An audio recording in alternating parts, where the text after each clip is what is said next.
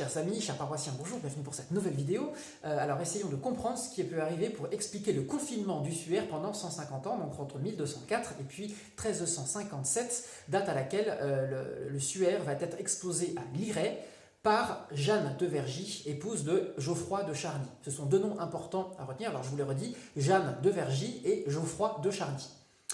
Alors, on a vu qu'Othon de la Roche récupère ou vole le Suaire au moment du sac de Constantinople, l'emmène à Athènes, et de là, il y a trois hypothèses possibles. Premièrement, il rend spontanément le Suaire à Constantinople, et c'est Constantinople qui va s'en séparer contre espèces sonnantes et trébuchantes en 1240, en raison d'un grand besoin financier. Et donc, qui va acquérir cette relique? Eh bien, ce n'est autre que Saint Louis, roi de France, qui va au passage aussi acquérir la Sainte Couronne, et puis une vingtaine d'autres reliques. Alors, ce qui est intéressant, c'est qu'au moment de la translation des reliques entre Constantinople et la Sainte-Chapelle, eh bien, il y a un inventaire qui est fait, et l'inventaire précise qu'il y a une sainte toile insérée dans une table. Alors, on n'a malheureusement pas de description de la sainte toile en question, mais ce qui est très mystérieux, c'est que lorsque un nouvel inventaire est fait au début du XVe siècle, eh bien, on ne retrouve pas de toile, mais après de grandes difficultés, une espèce de treille qui n'est donc pas le Saint-Suaire. Des experts qui se sont penchés sur la manière dont a été fait l'inventaire affirment qu'il est certain que s'il y a eu le Suaire à l'intérieur, il n'y ait plus au moment du deuxième inventaire. Alors, on est très embêtés. Forcément, et une des explications serait que le roi de France aurait donné cette relique à un grand nom de l'époque, en signe de reconnaissance, en remerciement, bref, peu importe, mais en tout cas, ça serait le roi de France qui l'aurait donné. Pourquoi? Eh bien parce que c'était une pratique qui se faisait. Saint-Louis, par exemple, a donné énormément de bouts de la couronne d'épines, c'est pour ça d'ailleurs que la couronne d'épines n'a plus d'épines,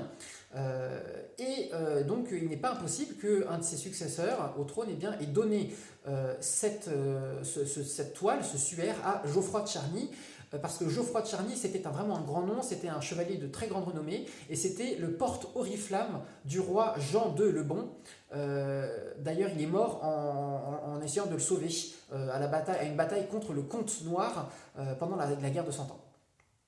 Alors, du coup, ça c'est la première hypothèse. Deuxième hypothèse, eh bien, ce seraient les Templiers qui, en raison de leur grand pouvoir, de leur grande importance, leurs grands moyens, auraient mis la main sur le Suaire et puis l'auraient transféré en France. On a un témoignage d'un Templier de l'époque qui dit qu'il aurait vénéré une grande toile comportant l'image d'un corps entier. Bon, c'est très peu probable, donc je ne m'attarde pas sur les détails. Troisième hypothèse, eh bien, ce seraient les descendants d'Othon de la Roche ou Othon de la Roche lui-même qui auraient ramené le Suaire en France. Et en fait, ils se seraient transmis dans le secret cette relique, d'une part parce que c'est le fruit d'un vol, et deuxièmement parce que le 5e concile de Latran, qui a eu lieu en 1215, interdit le trafic des reliques. Donc on peut comprendre qu'on n'ait pas trop voulu en parler. Et pourquoi on peut penser ça? Eh bien parce que Jeanne de Vergy, donc l'épouse de Geoffroy de Charny, n'est autre qu'une descendante en ligne directe d'Othon de la Roche, à la 5e génération, en ligne directe. Donc ça, du coup, c'est un peu fort de café quand même. Le Suaire aurait pu réapparaître n'importe où et il réapparaît dans une famille qui est chez une personne qui est une descendante directe d'Othon de la Roche. Bon. Donc évidemment, on ne pourra jamais conclure.